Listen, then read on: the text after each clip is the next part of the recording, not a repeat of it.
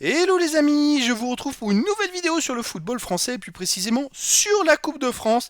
Et je vais vous présenter le match Marseille contre Annecy qui a lieu ce mercredi 1er mars 2023 à 21h pour le compte des quarts de finale de cette Coupe de France. Marseille, c'est une Ligue 1 qui reçoit Annecy, une Ligue 2. Alors je vais revenir sur le classement de ces deux équipes et leurs statistiques dans leurs championnats respectifs.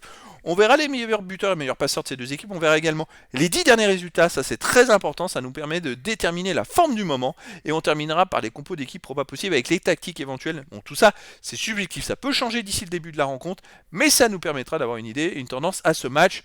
Donc c'est parti. Alors Marseille est donc en Ligue 1, ils sont deuxième de Ligue 1 à 8 points de Paris. Ils ont 52 points en 25 matchs, 16 victoires, 4 nuls, 5 défaites, 48 buts pour, 25 contre plus, 23 de goal average.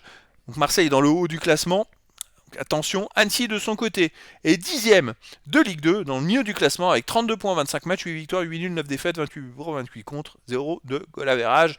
Donc on a vraiment déjà un gros écart en termes de classement entre les deux équipes. Les meilleurs buteurs, côté Marseille, le 12e meilleur marqueur de Ligue 1, c'est Alexis Sanchez avec 9 buts en 22 matchs. Côté Annecy, on a Moïse Dion-Saï, qui est 5e meilleur marqueur de Ligue 2 avec 10 buts en 24 matchs. Pour les passeurs, alors il n'y en a pas en Ligue 2, j'ai pas ces stats-là, mais en Ligue 1, on a le 3e meilleur passeur côté Marseille, qui est Jonathan Klaus avec 10 passes décisives en 21 matchs, donc c'est quand même important, 10 passes décisives, je crois qu'il est juste derrière Neymar et Lionel Messi. Les 10 derniers résultats, alors ça va déterminer la forme du moment. Alors pour Marseille, c'est 7 victoires, 1 nul, 2 défaites, 17 buts pour, 11 contre, plus 6 de goal average. Alors forcément Marseille est deuxième du classement à 8 points de Paris, mais ils viennent de perdre chez eux contre PSG 3 buts à 0. Alors, est-ce que ça va moralement les affaiblir, en sachant que le 8 février dernier, juste 18 jours avant ce match contre Paris, ils avaient déjà joué contre Paris en 8ème de finale de la Coupe de France et ils avaient gagné 2 buts à 1 en faisant un super match. Mais juste avant, ils avaient perdu 3-1 chez eux contre Nice. Et après, ils enchaînent un bon match. Alors, comme quoi, prendre une claque, ça veut rien dire, parce qu'ils ont été capables de perdre 3-1 contre Nice et de battre Paris derrière, 3 jours après. Là, ils viennent de perdre contre le PSG le 26 février, et 3 jours après, ils jouent en Coupe de France contre Annecy, qui est une équipe de Ligue 2. Alors, physiquement, il y a un gros écart. En plus, le style de jeu de Marseille, c'est du pressing tout-terrain, c'est une débauche d'énergie. Je pense qu'à un moment, Annecy, il y a vraiment en plus un écart tactique et technique entre les deux équipes. Mais bon, voilà, c'est quand même à souligner que Marseille reste sur une défaite 3-0 contre Paris au dernier match. Mais bon, le passé ne préserve pas du futur. Annecy de son côté en Ligue 2, c'est 3 victoires, 5 nuls, 2 défaites, 16 buts pour, 15 contre, plus 1 de goal average. Annecy vient de perdre 5 buts à 1 à Sochaux. Alors là, c'est vraiment, pour le moral, c'est pas terrible de jouer à Marseille juste derrière. Marseille qui est deuxième de Ligue 1 et qui, à part la défaite contre Paris, fait quand même des super résultats.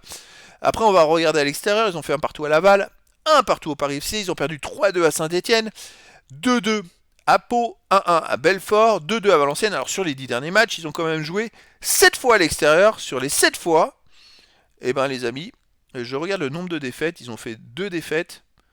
Et ils ont fait 5 matchs nuls et 2 défaites. Ils n'ont pas gagné une seule fois à l'extérieur. Il faudrait un sacré exploit pour que là ils puissent gagner à Marseille, vu déjà la différence d'écart entre les deux équipes, ne serait-ce que d'un point de vue psychologique, d'un point de vue jeu, d'un point de vue aussi classement dans les deux poules, et aussi d'un point de vue technique et tactique. Les compos d'équipe possibles. Alors pour Marseille, gardien Paul Lopez, défense même bas, Bailly, Kolasinac, milieu de terrain, Klaus, Rongier, Verretou, Nuno Tavares, milieu offensif, Malinowski, Guendouzi, attaquant, Sanchez, donc c'est du 3-4-2-1, 6 milieux de terrain pour faire du pressing tout terrain, ça c'est énormissime. Physiquement, est-ce qu'Annecy va tenir hein Compo pour Annecy, gardien Escalès, défense, Témanfo, Jean, Mouanga, Bastien, milieu de terrain, Pajot, Kachi, Demoncy, milieu offensif, Baldé, Bozetti, non, on va dire attaquant, pardon, Baldé, Bozetti, Oussaï et Chamal. Donc là, c'est du. Alors là, je sais pas, il me semble qu'il me manque un joueur, c'est du 4-3-3 classique. Non, 4-3-3 classique. Alors on a du 3-4-2-1 avec beaucoup de milieux de terrain et en format pressing, et du 4-3-3 classique pour Annecy. Je sais pas si c'est une bonne idée, j'aurais peut-être mieux fait exceptionnellement, même si j'aime pas de jouer avec 5 défenseurs pour bloquer les côtés aussi, bloquer l'axe, et puis essayer de jouer les contre-attaques. En tout cas, voilà, le décor est planté entre ces deux équipes, et donc je vous donne rendez-vous ce mercredi 1er mars 2023 à 21h pour le quart de finale de la Coupe de France, Marseille contre Annecy. Voilà les amis, je vous dis à très bientôt pour une nouvelle vidéo.